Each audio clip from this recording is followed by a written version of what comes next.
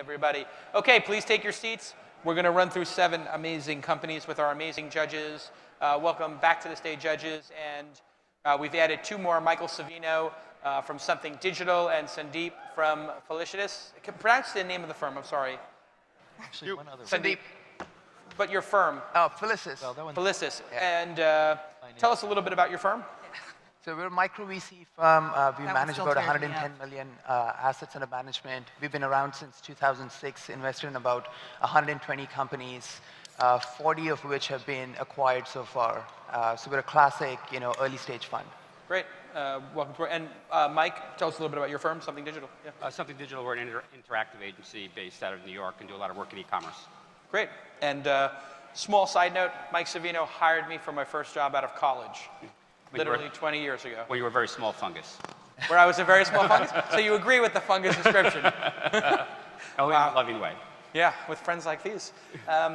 So just a quick thank you to Sundeep and his firm for sponsoring the event, Lewis PR for doing some great press, Lewis Pulse, I should say, and Draper University, who did a big sponsorship for people here. So big round of applause for my sponsors. Thank you.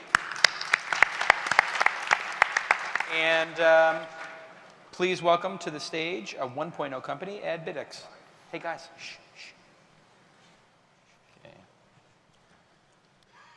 In 2002, Tom Cruise starred in Minority Report. He walks past a digital billboard, it censors him, measures his biometrics, and pops up an ad relevant just to him. That technology is here today. I'd like to do a little demonstration. Up on the screen, you'll see a digital billboard. And it is coming when I'm doing the demonstration now. Back of house, demonstration, please. Thank you. So that's our billboard. I'm walking over to the camera of that billboard, which is over here. And as I walk in front, it measures me, measures my biometrics, and pops up an ad relevant to my age and gender. I'm going to ask Mylin to do another demonstration. Again, it tracks her, measures her biometrics, and pops up an ad relevant for a young female. And I'd like to invite everyone here today to join us in the demo pit when you have a break sometime during the day to experience this for yourselves. Back to the presentation.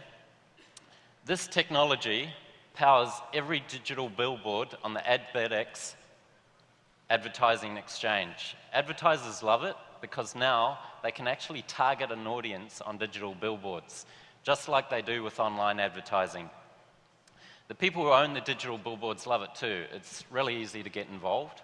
All they do is put a camera on top of their billboard, download the software pack, and now they can access more of the $7 billion marketplace. Coca-Cola love it too. Through adbidx, they access targeted third-party advertising on their new digital fridges that they're rolling out. And it's really easy to put a campaign up. We go to adbidx.com,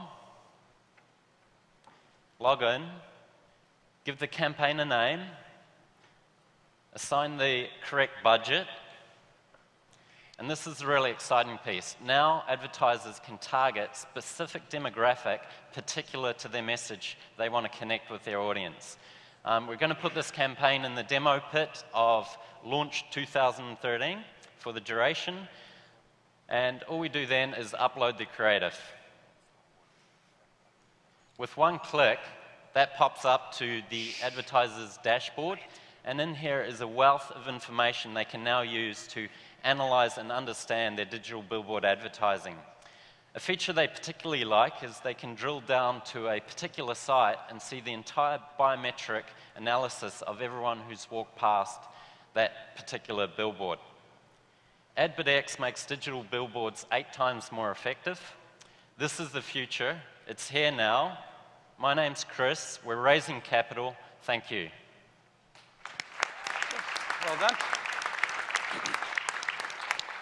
Judges, your thoughts? So obviously, you're very dependent on the end devices and the adoption of those devices. Do you have any information about that adoption and how many of these there are out there?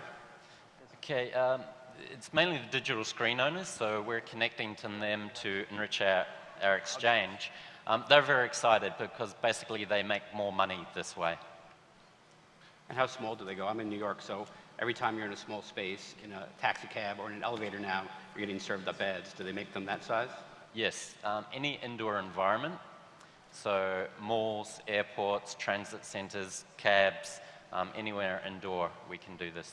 So your example is a little bit contrived. Someone walks up, stands face first, directly, holds position in front of the camera. What is it like in a real world environment? People are just zipping back and forth by, there's crowds of them, there's a bunch of them. I mean, what do you do? Yep. Typically these billboards are positioned in pinch points, so they do get people's attention.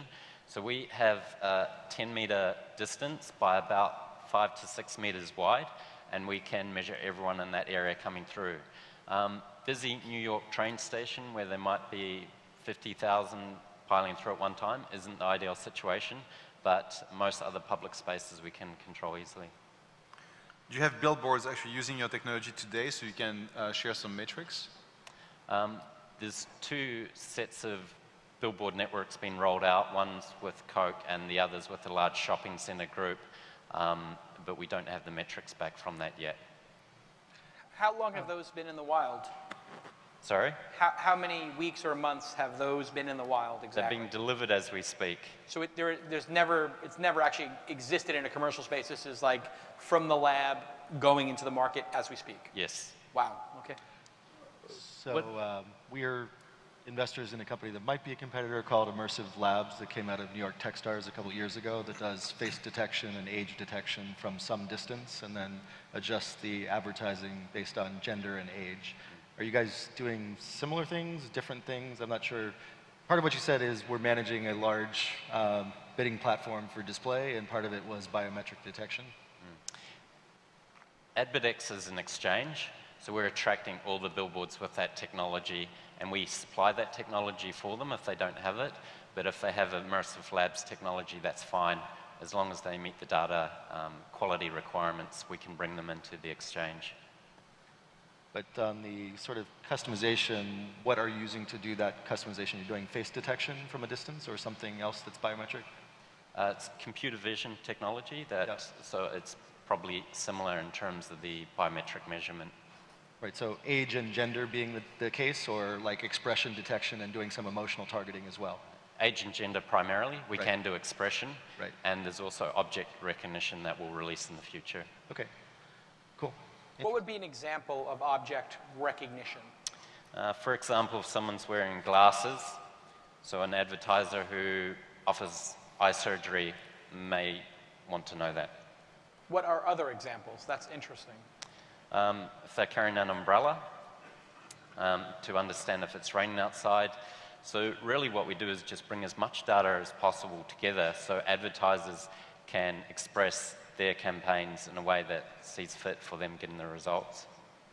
Are you also detecting whether they spend time looking at it so that you can get a sense of did they engage or not engage? Yes, we have dwell time measurement. Okay, and what's kind of the time frame on that? Between 3 to 5 seconds, typically. Okay. So that's why the ad has to pop so quickly. Okay, so you can detect pupil, focus, and then if they stay for longer than 3 to 5 seconds, you count that as an engage? We measure their facing the billboard. Okay, so face, yeah, right. not the actual eyeball movement. Okay, cool. Where are you getting the face and image recognition technology from? Okay. We've built our own, but we also assess all the other biometric measurement software out there to see whether it's of enough quality for us to work with. And do you feel that's the protectable part, or is the network that you're building, or what sustains your advantage or first mover or whatever your sign up is? You know, how do you protect somebody else from coming in and just commoditizing the thing? Yeah. Having the network is one of the primary ways, and also being first to market to do this en masse and provide a quality solution for advertisers. And can you talk a little bit more about the Coke deal? Not too much more. Okay. So I have a question about privacy, because this is such a new technology. It's very cool. Do you understand what sort of rules or, you know, what's behind privacy? Because, you know, somebody taking an image of my face, do you store the image? You know, what sort of concerns have been raised about that, and how do you address that? It is a very sensitive issue. We store no unique data about anyone. So in a microsecond, we pull some metadata, and so no one's image is kept. Okay. Thank you. And you measure engagement by the time someone is going to face and look at the ad. Are you planning to have some kind of a QR code or a way to actually track engagement, meaning, you know, sort of a feedback loop? Yeah, in the future, we'll have, I guess, what we call the click. So for the way for them to act on the advertisement in front of them. And that may be from near field communication, touch, and so forth. Okay, question from Adeo on the grand jury. Can I get my hand held up? There you go, go ahead. How many people can you scan at the same time in front of the camera? It's almost unlimited. It's 20 very easily, and we can move up to 25, 30. It depends how we calibrate it for the number of faces. So we assess every location and calibrate it. This is a really interesting technology. I think when you pitched it, you, as an entrepreneur, if you could give us amazing examples, we can buy into it more. When you gave the example of the glasses, we really started to say, oh, that's interesting with the objects. What are your 3 absolute best secretive examples of this technology connecting, you know, and making marketing work extremely well? Well, the first is that basically there's no measurement in this industry that's useful. No, that's not an example. I'm asking you for 3 specific examples. An example of something you can track that makes a marketing decision awesome. Not generalities, like the glasses is a specific. Okay, well, at the moment we don't measure the glasses, we measure age and gender. So what we offer advertisers the ability to put their ad in front of a female instead of the whole population. Okay, so you don't have any like killer examples other than the sort of like age and gender. Yes. You got to get better examples. Like that would really slam this home. Like age and gender is okay, but I think today when you really, I watched the judges, when you said the glasses, people started to say, So as an entrepreneur, think of better examples like maybe the glasses plus the temperature outside, plus the lighting conditions, plus the number of how crowded it is, something that makes us realize there's a journey we can go on with you that's going to get better and better and better. Okay, I can give you one more. Is it an example or a generality? It's an example. Let's hear it. Mobile data. Okay, expand. Integrating it with biometric billboards. So we know when someone's coming towards one of our billboards and what they've been looking at through their mobile data. So there's you know what I'm looking at on my mobile phone? There's a lot of work being done in the mobile area. It's not an area we're going to specialize in, but it's more data we can bring into the marketplace to provide value for advertisers. Like maybe you know I have an iPhone in my pocket, is that what you're saying? Correct. Versus an Android. Yes, exactly that. So that's an awesome example. So as an entrepreneur, just try to think of more of those when you present. Let's hear it for adbidx. Okay. 90 seconds. We lost a circuit. Oh, we lost a circuit? Oh, that happens. It's okay, yeah. Hey, we're rebooting a circuit. What did you guys think of the presentation? It could have been a little bit clearer, but I actually do think the face and gender detection and then whether there's an engagement is very valuable. I think maybe you're just emphasizing that that can help an advertiser spend be dramatically more effective, could be drawn out a little bit more forcefully. So the sexy part of it being Minority Report is actually maybe interesting to the consumer who's not familiar with this, but from a venture capitalist perspective, what I want to know is how does this impact advertising spend and results from an advertising spend, and if you have concrete examples of that, please make that clear, and then I'll understand why it's a good investment opportunity.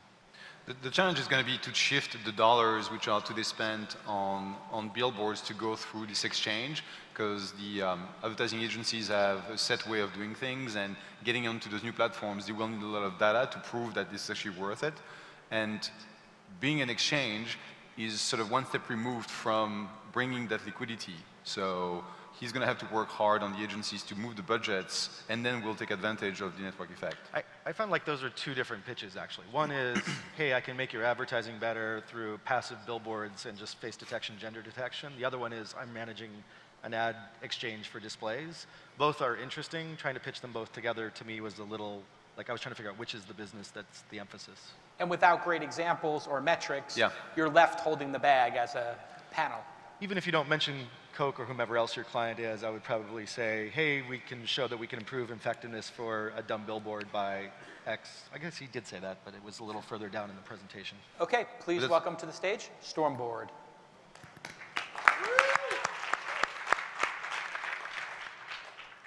How many people in the audience have a picture of a whiteboard sitting on your phone that you've never looked at? We've all been in a room, and there's important information on that boardroom wall, and the best we can do is take a picture of it. That's just broken. We've got the solution, and I'm going to show it to you now. Introducing Stormboard. Stormboard is a real-time brainstorming and collaboration platform using virtual sticky notes. Stormboard allows you to capture, collaborate, prioritize, and export your ideas. Let me show you how. Meet Doug. Doug's got a band, and he's trying to name his band. So what he's done, he's set up a Stormboard, and he's going to invite us into it right now. So we've got the Stormboard up here, but Stormboard's really easy to use. It's 1 minute to learn and 5 minutes to master. So I've been told I can't give you one of these, Dave, but one for you and one for you. And so you guys can actually use the product live while I'm demonstrating on stage. So what we're going to do is we're going to come up with a name for Doug's band. So if anyone has some names, just fire them out. And for the judges, just tap the sticky in the top left and just start typing a name. So does anyone have a name for Doug's band? Doug's band, that's a good one. You got one there, Jay? Meat Puppet. Meat Puppet, excellent. So in real time, these ideas are popping onto this real-time whiteboard, not only on our screen here, but on their devices, and in New York City right now. In real time, everyone's collaborating on the same virtual whiteboard. So now we've got a great way to capture ideas, but next, how do we actually prioritize these and find out what are the most important things? So we've built in democracy-style voting. So each user gets 20 dots to vote on their favorite ideas. And to do that, you just click the dot area in the top left of the sticky note, and you tabulate either adding one vote to an idea, or pile them all on one, or spread it all around. Now, the great thing is, I know Jason yesterday in the hackathon spent a lot of time trying to count up the votes to figure out who was the hackathon winner. Here, we can just click the filter, and it's going to bring up the top ideas in an instant, and we can see Jason's request of Meat Puppet is officially the leader for the name for the new band. Now, that's not all. What we can do is we can click a summary report and bring up a full detailed report that normally might take you weeks to get back from someone that's going to turn that photo into an actual report. So this report gives you an idea of all the ideas, who contributed them, all the comments, votes, absolutely everything, all in a big detailed 7-page summary report that your boss really wants. Now, that report is good, but what if you want to integrate it with your other tools? So we'll go back, and we can actually dump out a full Excel spreadsheet of all those ideas, so now you can dump that into whatever other tools you have instantly. So now Stormboard's not just about brainstorming and capture, it's also about prioritization. So here we've got an impact versus effort matrix of features that a company might want to develop for their product.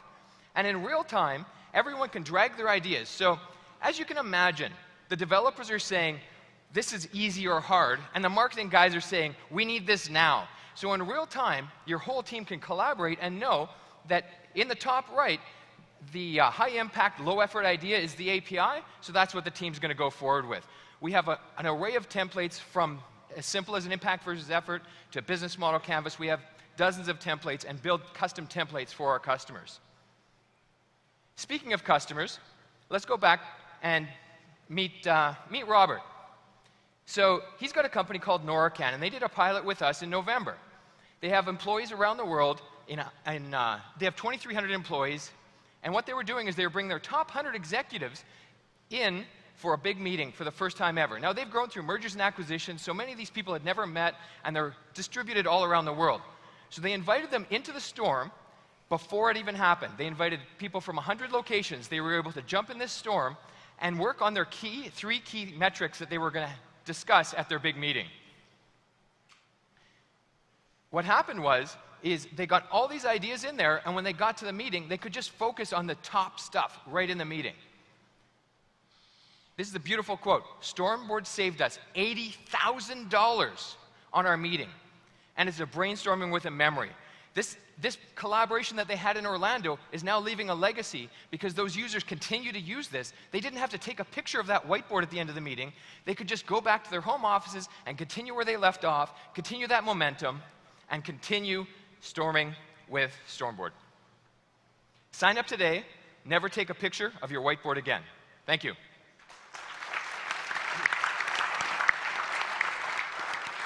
Judges, what did you think? I think this is really cool. We're about to move our offices in New York, so I've been spending a lot of time with collaborative consultants.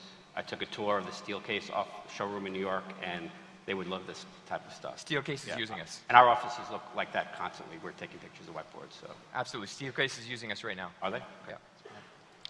Sorry, could you just give a quick, how many customers actively paying you, and what's the average they're paying you on a monthly or annual basis? So the pricing starts at free for up to 5 users, so small teams can just jump right into it really easily. Then it goes from $5 to $20 per month per user, and that's all based on features, but primarily on security. So we've got client-side encryption where your ideas are encrypted right in the browser and stored in our database. You're fucking pitching me, just like the numbers. Just give me the numbers. Okay, great. 10 of the Fortune 30. And what are they paying you on a monthly basis? Same plan? Anywhere from $10 to $50 per user per month. And rough number of users at those Fortune 50? We just switched to a per user based pricing, so we don't have great metrics there to give you full answers, but we have a number of users paying us, 100, 200 seats. You don't have to be embarrassed about this, but total number of users that are paying is what I'm trying to understand. 500. Okay, great, thank you. Yep. So go ahead. How do you sell into these organizations?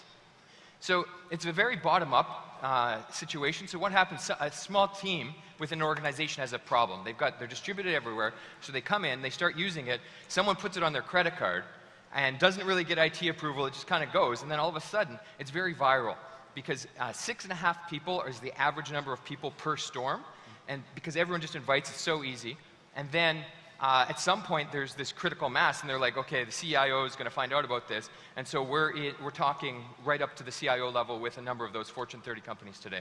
Got it. So how many people has it taken to get organically or virally to actually chat about a global deployment? Is that 20, 30, 15 organizations before you can actually talk about a global deployment? So the audio here is very hard, so. So how many users does it take to grow organically your presence in a company, like 10 users, and then you can go to the CIO? So 10, 20, 50, when do people sort of notice that they should actually have a chat with you from a procurement perspective? So what we do, as soon as we've got about 10 or 20 users from an organization, we do what we call a client discovery storm, or a client disco, we call them. We use one of our custom templates and walk through it with the client and give them a full understanding, and they absolutely fall in love with the product even further. Do you have a model for kind of an enterprise pricing plan, and is that part of the strategy? Absolutely. So that high-end $20 per user per month plan is for the enterprise with the high-end encryption and the features that they're demanding. And we can also do like single sign-on and really integrate it into their organization so it spreads super virally, and we're working on organizations right now. I guess trying to understand if your target is more large enterprise usage. 100%. Yeah. Okay.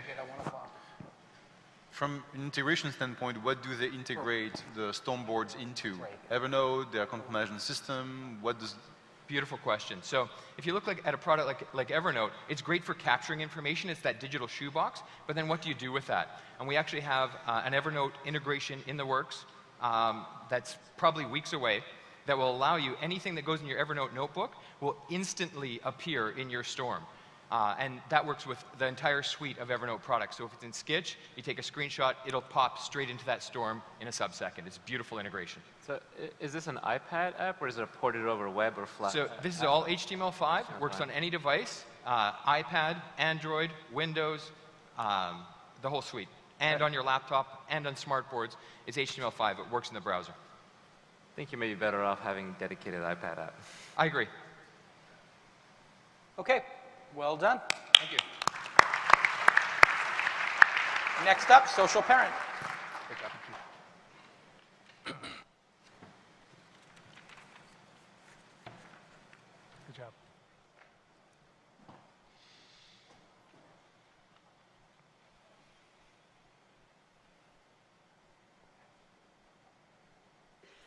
Whenever you're ready. Oh, okay. Yeah, the clock's going. Sorry. Start the clock again? I was waiting for an introduction. Let's go. Good morning. This is Jerry. I'm Reza. We're with SocialParent. Real quick about us, we started the company a couple of years ago whose prime mission was to connect people with what matters most, which was their families and their homes. Suffice to say, it's not a startup anymore. It's been launched by Comcast and ADT and a whole bunch of other guys. We left about a year ago to jump into what we felt was the next big thing, and it's SocialParent. And what we've done with SocialParent is something that's never been done with social before. So let's show you what it is. So SocialParent is the first social network that's really treating the family, the mom, dad, the kids, and a dog, really, as the atomic unit of social interaction. That's never been done before. You're looking at my, my account on SocialParent. This is my feed. And I don't know if you scrolled up, you saw the family, but these are basically feeds and posts from not just us and my family, but also other families that we care about. It's about the circle of trust, those trusted families that we've collected over the years because of our kids, because of school, soccer, baseball, whatever.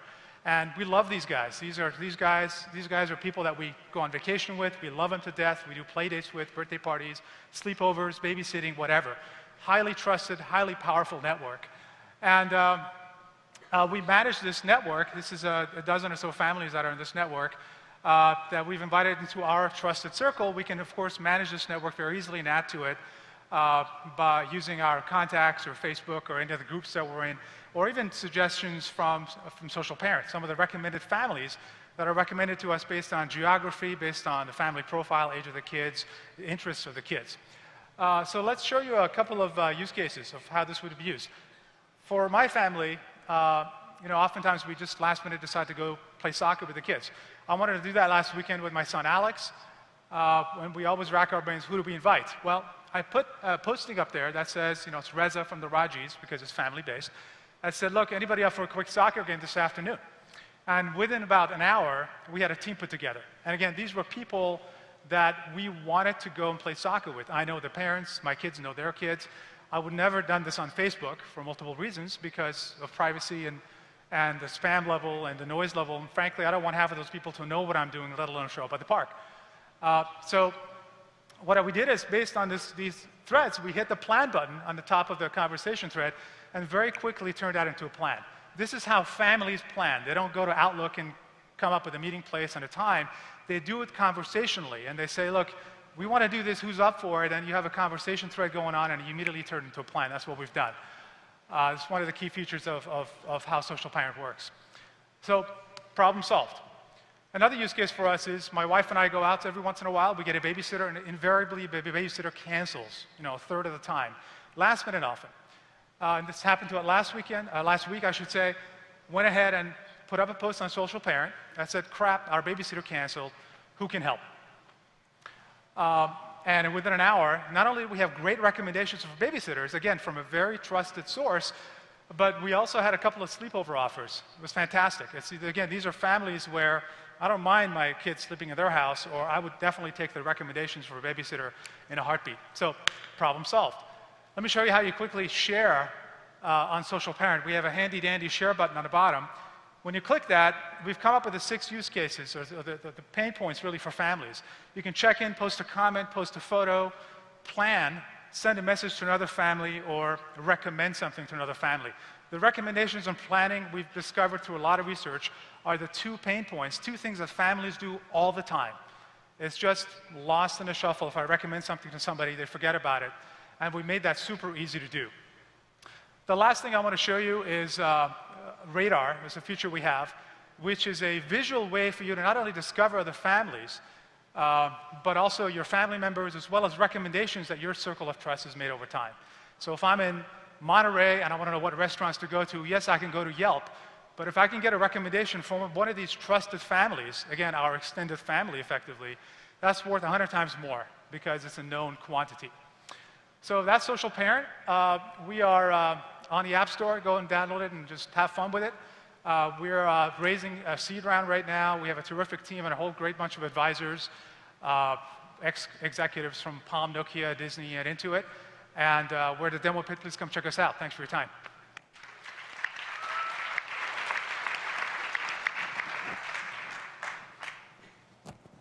Judges. Nice demo, and it's actually kind of cool. I might dispute it's the first ever, but certainly an interesting category to go after. Any initial numbers on usage that you'd like to share? No, we literally went on the App Store this past Friday. We held back because obviously the show, we couldn't come out of stealth mode. But okay.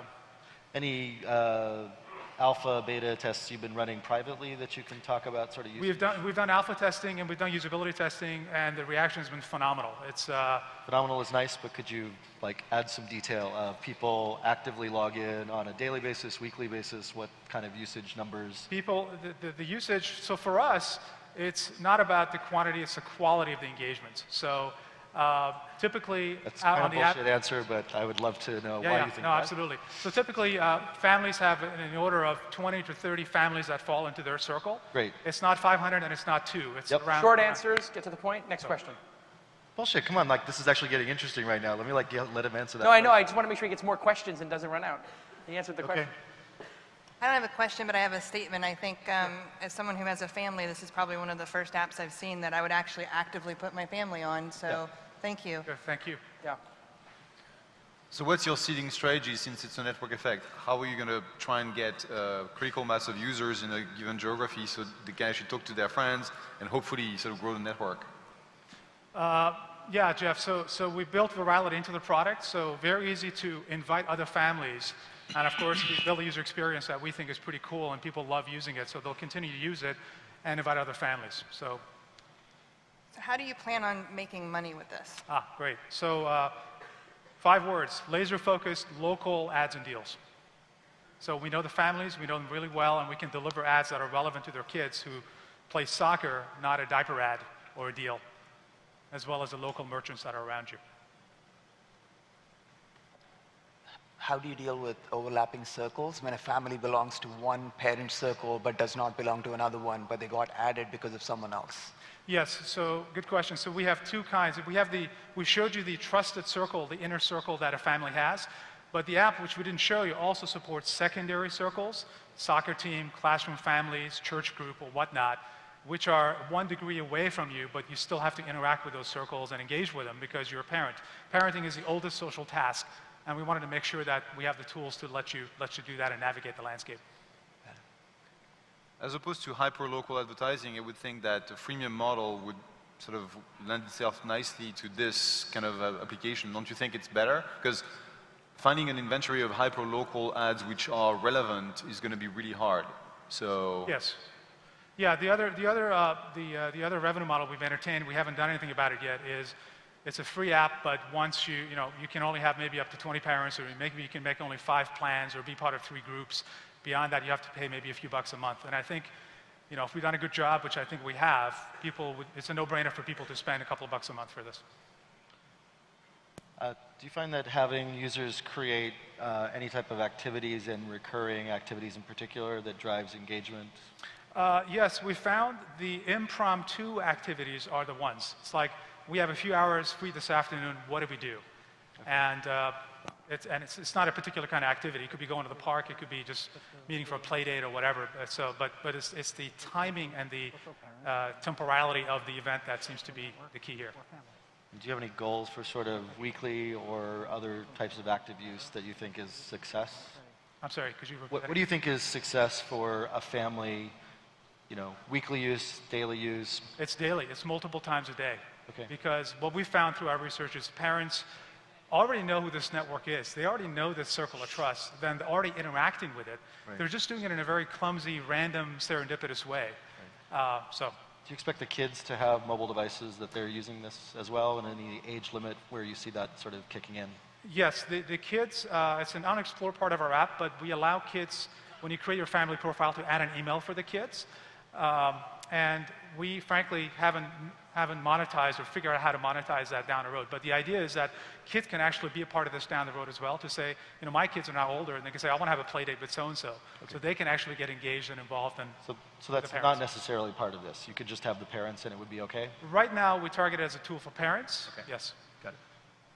By the way, I think another revenue model, because to me this kind of replaces the email list that I'm on with all of the family members, is maybe buying and selling things. So, you know, a lot of parents give away stuff or sell stuff, and I'd rather sell it to, you know, family and friends. Sure, absolutely. So that might be another Absolutely. thing for you guys to pursue. Have you guys, The local bulletin board kind of a concept, yes. since most people, you can just step forward a little bit. Step forward. Yeah. So since most people use email for this, have you thought about building a bridge where it could allow some people to use email and some people to use the app? So I could be getting the updates in an email thread like I normally do for the 2/3 of neophytes who, you know, don't have the app, and then the other one, Yeah. or it could be using the app and telling them, hey, get in the app, get in the app, get in the Yeah, app. no, that's a great question, which we also didn't show. One of the unique things about our social network here is that we have not excluded the people that are not on SocialParent. So if you're not on SocialParent for whatever reason, you still can engage with these networks through email.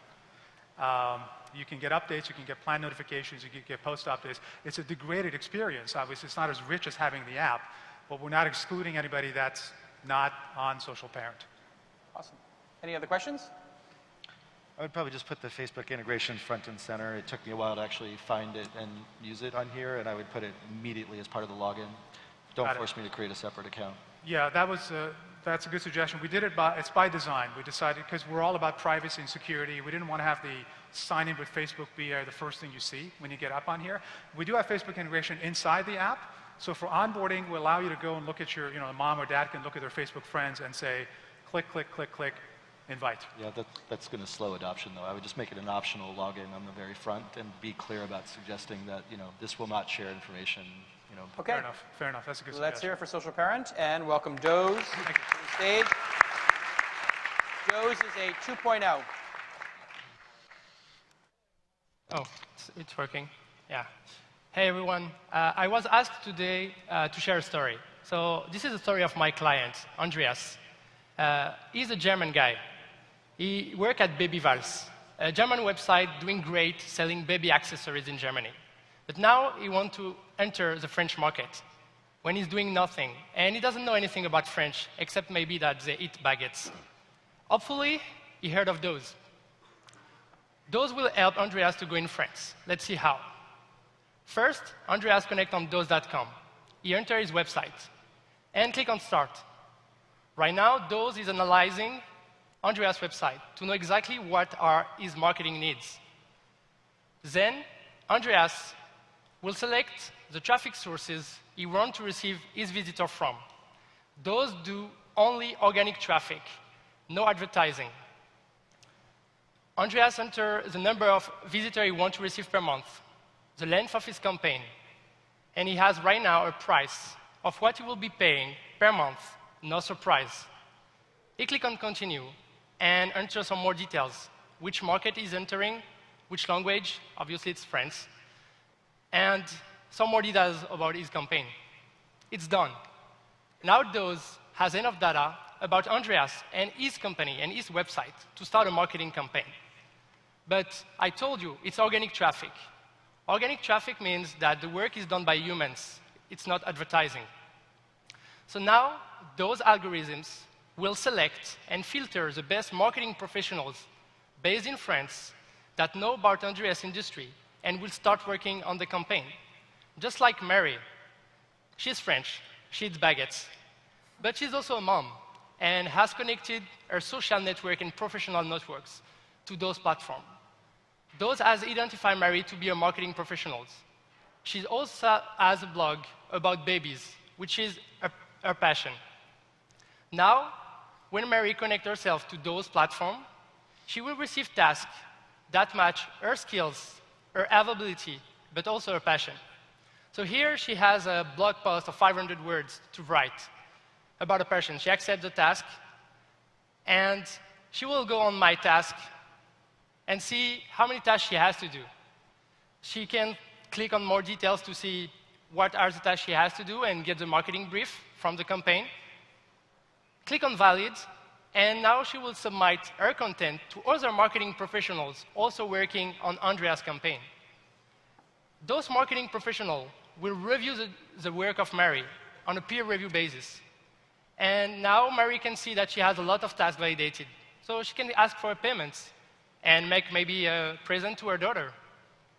When Mary wants to stop working and want to go on holidays, she clicks on no on the top, and she won't receive tasks anymore. This is easy as this. Mary gets paid for working on what she likes and what she knows about. On the other side, Andreas connects to those managers, and he doesn't care about paying or managing, talking to Mary. Neither the other 6 experts in marketing that are working right now on his campaign. What Andreas cares about is to click on my reports and to see how well the campaign is going on. How many blog posts have been published for him in France? How many links for SEO purpose have been acquired? Andreas needs to report to his boss, so he clicks on my stats. He has basic stats like keywords ranking on search engines, and also comparison with his competitors. But what is more interesting for Andreas is to go on traffic sources and see where the traffic provided by those is coming from. Here there is a blog post that is providing over 1,000 visitors last week. Actually, this is a blog post from Mary. He doesn't care about it. He just thinks that it might be someone eating baguettes in France. But what is really important now is that France has become the second largest market for Andreas. With a small investment, Andreas is confident about going global. And with those, he can go tomorrow in 10 other countries, and even in 20 other countries by the end of the year, because those help websites to go international. So we have been prototyping for over a year in France, in Europe, doing European campaigns, over 150 campaigns, $500,000 in revenues. We are launching today in the US to help US websites and US brands to go international, spending their $100 billion outside the US in advertising. We are cash flow positive, are now based in San Francisco, and are looking for investors that want to help us accelerate our growth. Thank you. Naval, what did you think? What did you think, Naval? So I've actually seen this for a while. It used to be called Capsio when you guys were in France. And it seems like you've taken an approach that normally would be highly manual and sort of agency-based by the hour, and you're trying to create a marketplace around it, which I think makes it more scalable. You know, the only thing I wonder is, like, I think you're going to have to work to convince investors that this can be a venture scale business, you know, that it can have a large exit. There are enough people who want this. There are enough people who provide it. And that at some level, that what's going on here underneath is real value is being created, not something that's sort of spamming or scamming, right? Because this whole area, the problem is because you're on the border of SEO and, you know, paid blog marketing. And, you know, demand media notwithstanding, I just think that space has a bad reputation with investors. So you just kind of have to convince people that it's a white hat, creating sustainable value, and that it can be a very large business. But congratulations to you on being cash flow positive and for trying to productize what historically has been a purely agency business. Because you've blended Google Analytics and services like Scripted or Contently, which are offering this kind of marketplace for writers to develop some very specific content, and you've sort of blended it in a way which is kind of interesting. Like Naval, the challenge is how much do you need to run in terms of budgets through that engine to actually be a big company, and that's where I wasn't clear. Is there a reason why you're emphasizing the international translation component? Because it seems like this would work without having to focus on the international piece. Yeah, in fact, we think that in the marketing, it's not about translation. It's really about creating the content and the marketing, like we call inbound marketing, directly from the sources. So, sorry, not trying to be an ass here, but the presentation was very confusing for me. I figured out what you're doing, and it actually does seem quite interesting, but I would probably try and get that message across in the first 30 to 60 seconds, lose the international component. Like the example with France, to me, is incredibly distracting. Like that wouldn't be my first market to go after if I were doing internationalization, and I think it detracts from the focus on, hey, we're scripting automation of some marketing tasks and crowdsourcing those tasks, which I actually think is actually, what is kind of difficult to explain here is that it's not crowdsourcing. It's what we call pro-sourcing, because we are applying filters and algorithms to the people. They are not beating each other. At this point, I'm an investor saying I'm interested. You should not continue to try and disagree with me about terminology. No, thank you for your feedback. No problem. But just saying that this is why it's hard to explain. The work we have been doing is... I don't think it's hard to explain. I think you could actually make this relatively easy to explain, and it is interesting. Yeah, I will just try and shorten the pitch. Chef, if you have 30 minutes... Let it go. Let it go. Don't argue with him. I just want to ask if he has 30 minutes to give feedback to me. Yeah, he will. Jeff, the France example obviously threw you for a loop as well, yes? And I can't eat baguettes anyway. No, I think I agree with Dave. I think it's interesting. I'm not clear as to how big that is, but it was very confusing, and that's always an issue for entrepreneurs. You don't want the investors to try and understand what the hell you're doing while you're pitching them. You need to sort of deliver it to us in the crispiest way so we understand and we engage. Otherwise, we'll do something else like, you know, reading email. Give me that. I'm getting it. Give it to me. I'm taking it from him. That's it. Enough. He's actually using Dude, it for research. I'm doing research. I was I've actually been watching looking him. at the other... That's it. On behalf of the entrepreneurs. Seriously. Oh. That's it. You're on timeout. That's it. You're on official time. You're on timeout, Dave. Uh-oh. Dave. All right, fine. I'll give you your devices back. He actually is doing research. And I'll take you for Froyo later. He's been signing up for all the services and doing research while they're pitching. All right. I know it just looks bad when your eyes, Dave, when your eyes are down and you're looking at that, the entrepreneurs, it throws them off when they see 5 judges making eye contact. They get thrown off. That's just like at a pitch meeting. It's actually context relevant. But for 5 minutes, can you just watch the presentations and not surf the web? No. Well, you had a very unique demo experience. Other questions? All right, any other questions? I'll defend Dave here. You know, it's better for entrepreneurs to face investors the way they naturally behave than in a stilted way. But Naval, you would not do that in a meeting. I'm doing it right now. He actually is.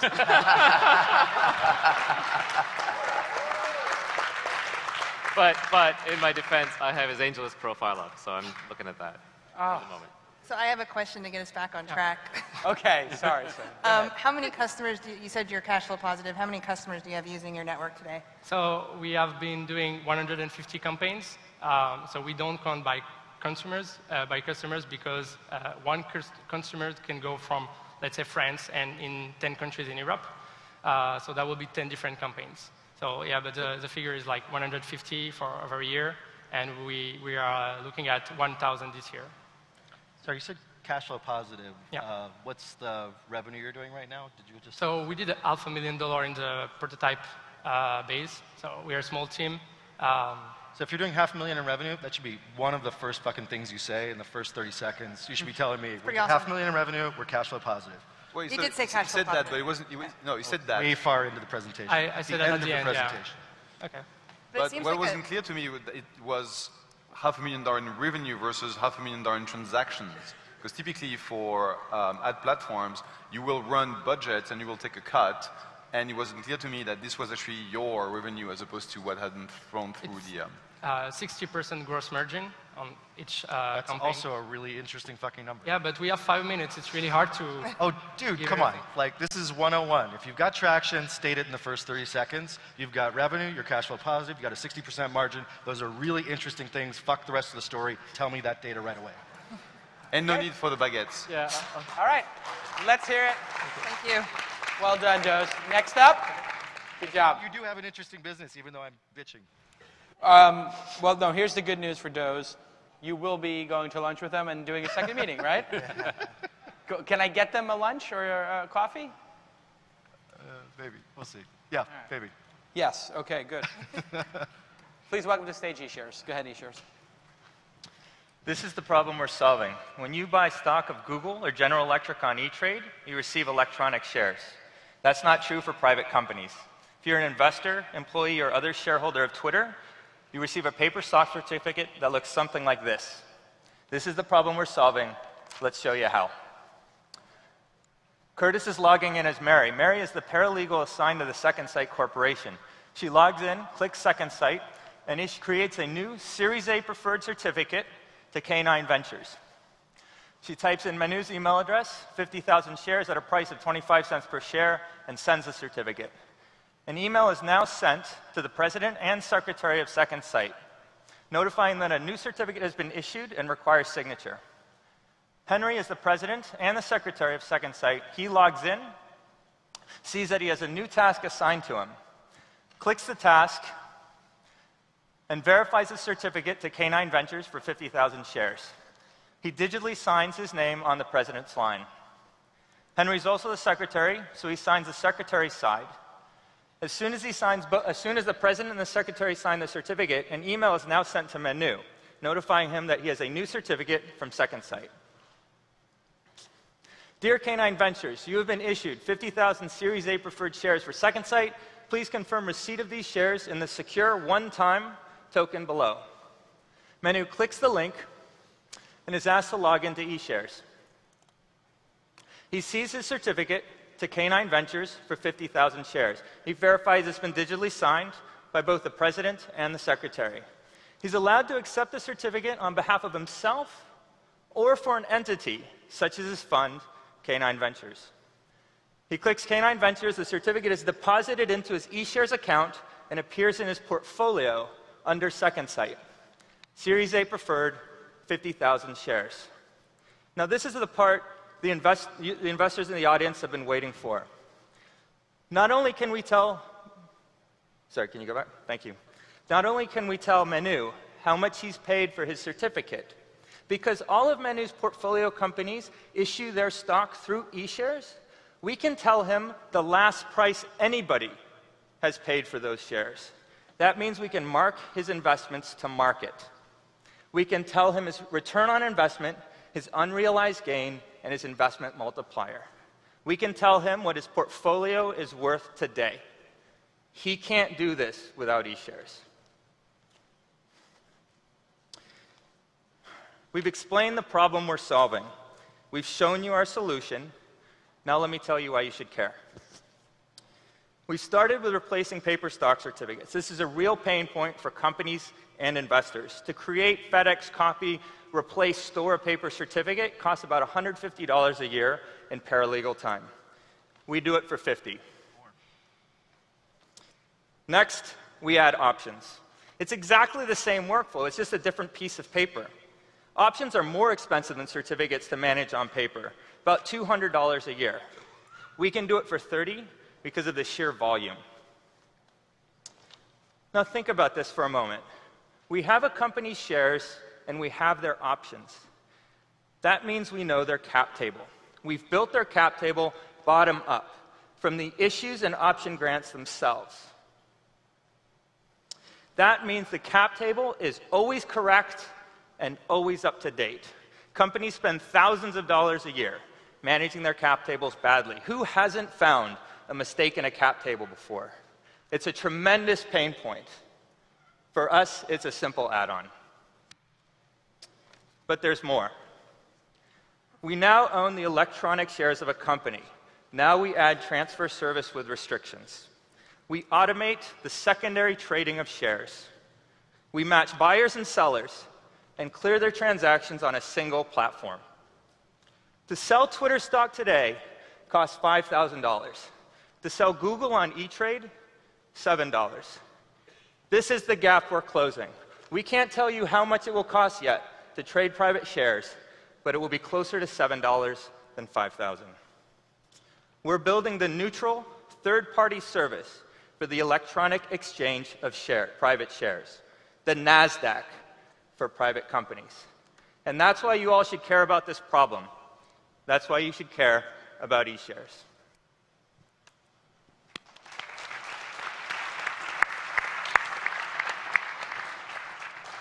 Go ahead, Naval. You had me at hello, but you should get to the last part a lot sooner.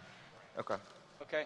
You didn't have me until the options part, and as soon as the option part came up, I was like, wow, obviously this is a big business. I thought it was a very narrow business, and then obviously it became a much bigger business. I was a customer in the first 30 seconds. I wasn't an investor until the last 30 seconds. Good. Naval.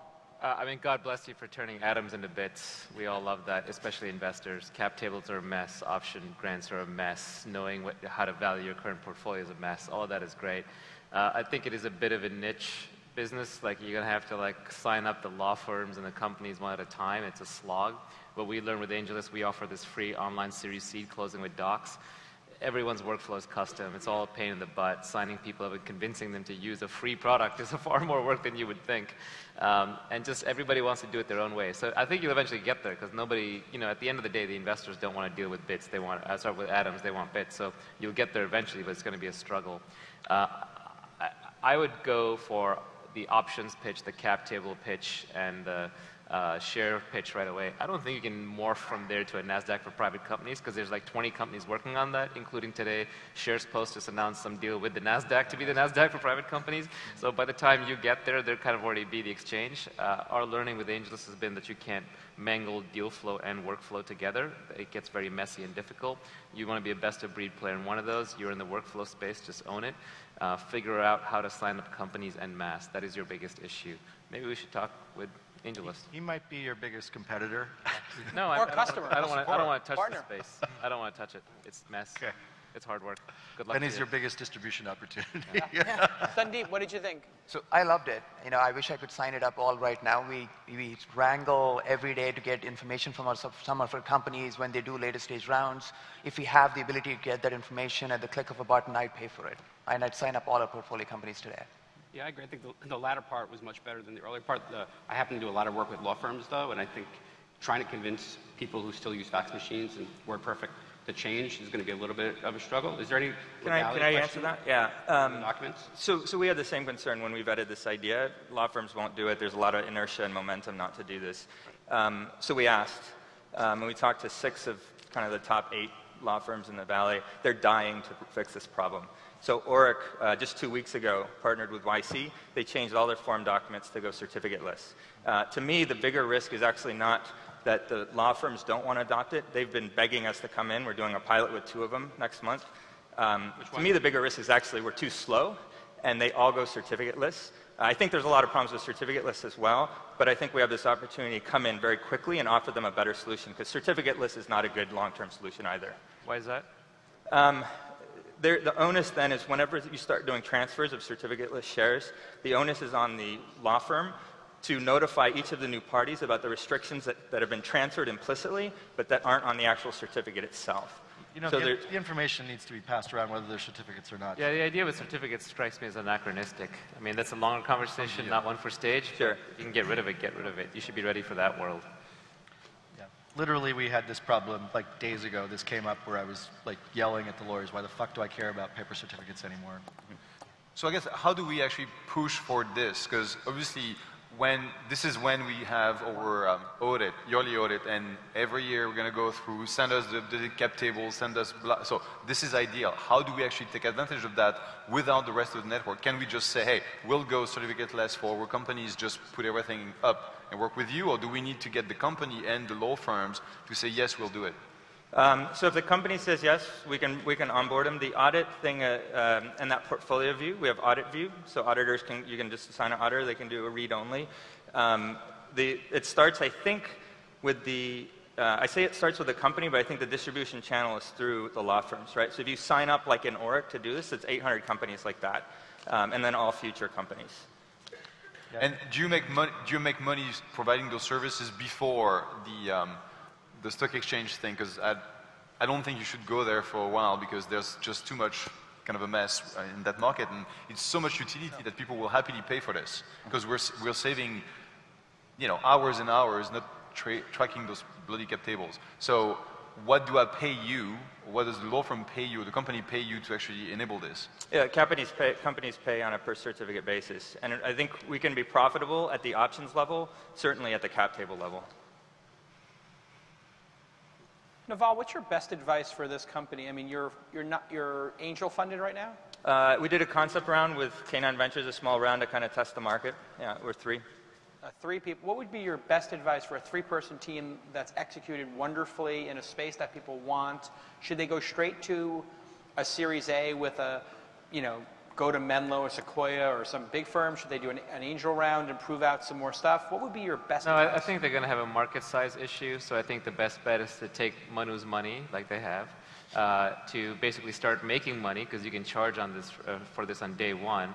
Sign up, 2 or 3 law firms as you have, work with them and make revenue out of them, get profitable, pay Manu dividends or make him some money. But I think the private company exchange thing 10 years from now, let me just tell you right now, impossible. I've been working on that problem for the last 3 years. I'll be working on it for the next 10.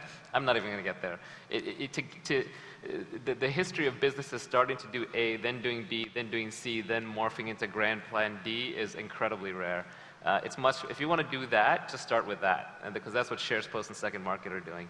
I think you should just accept that you're going to be an awesome SaaS provider digitizing this horrible offline process.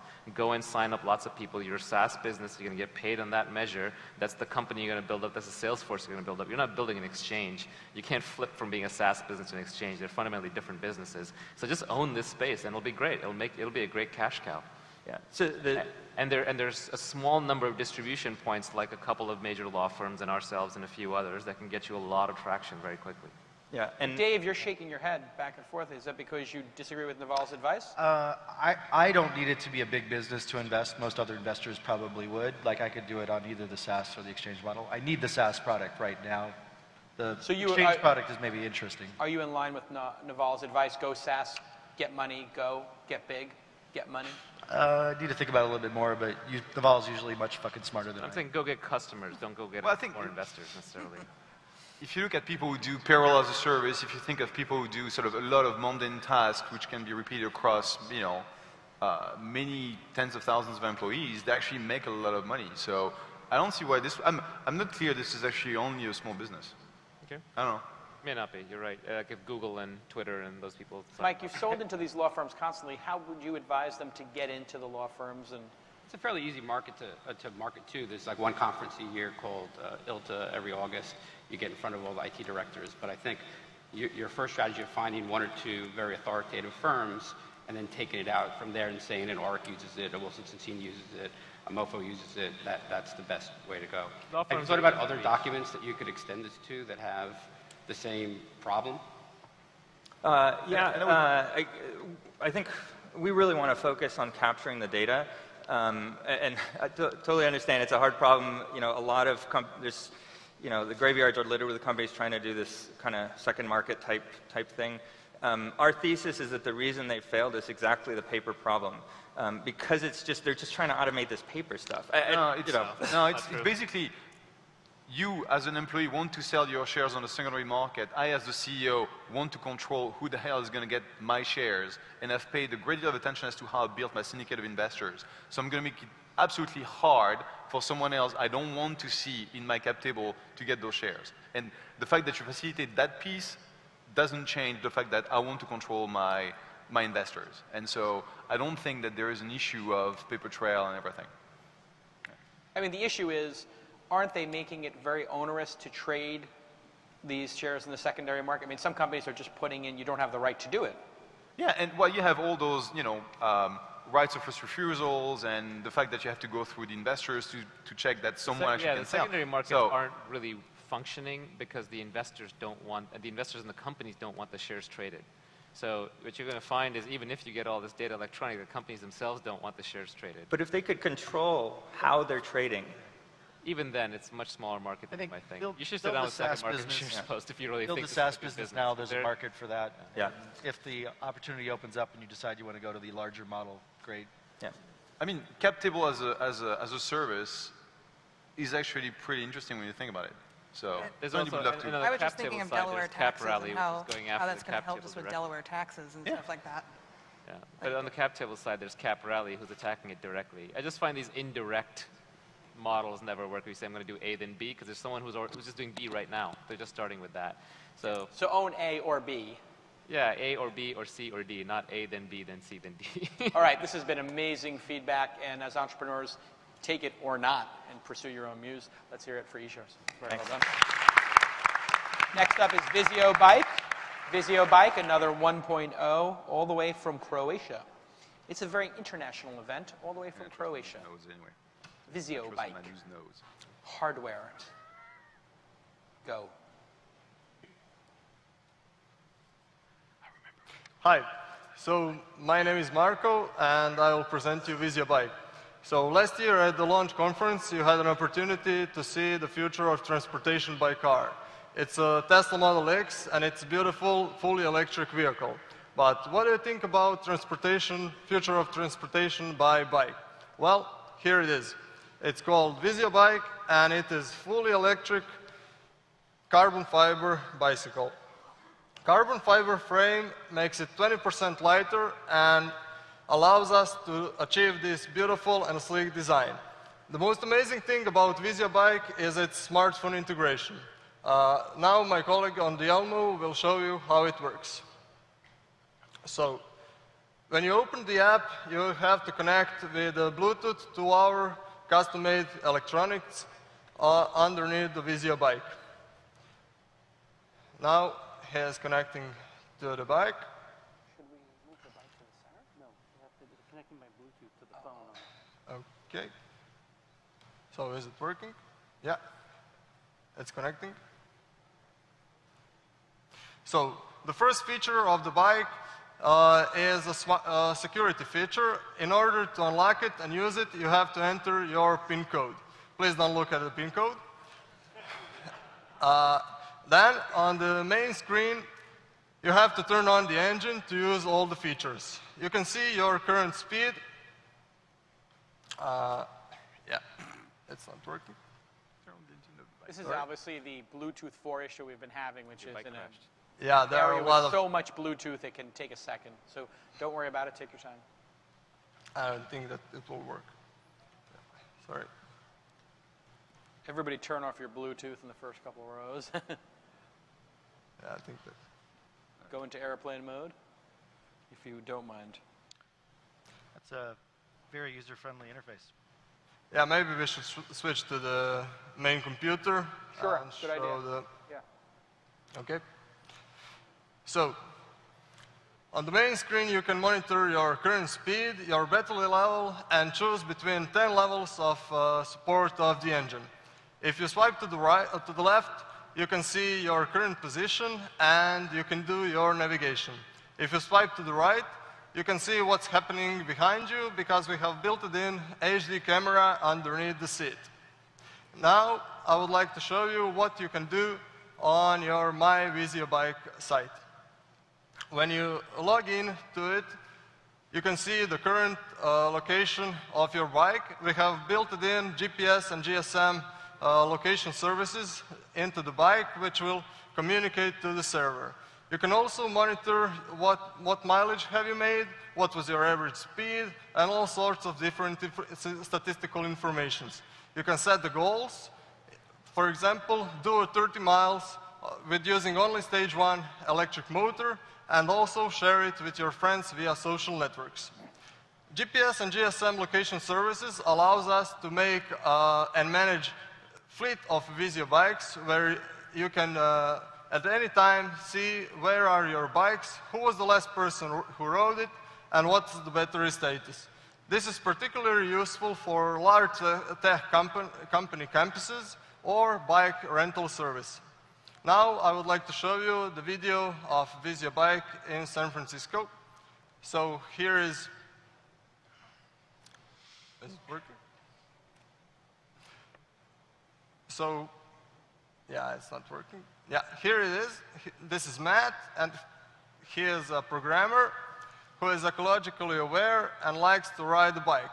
Before, he couldn't use his bike to get to work because he would get all sweaty while riding in San Francisco. Because of the level of assistance of the electric motor, he can use Visiobike without even breaking a little sweat. In a 2.0 version, we will add front camera, which will record everything that happens at the bike in front of you. And we think that this feature will be specifically useful to Russians who are also using this on their cars. We are currently developing iOS application and are searching for an investor. Please contact us at founders@visiobike.com. Thank you.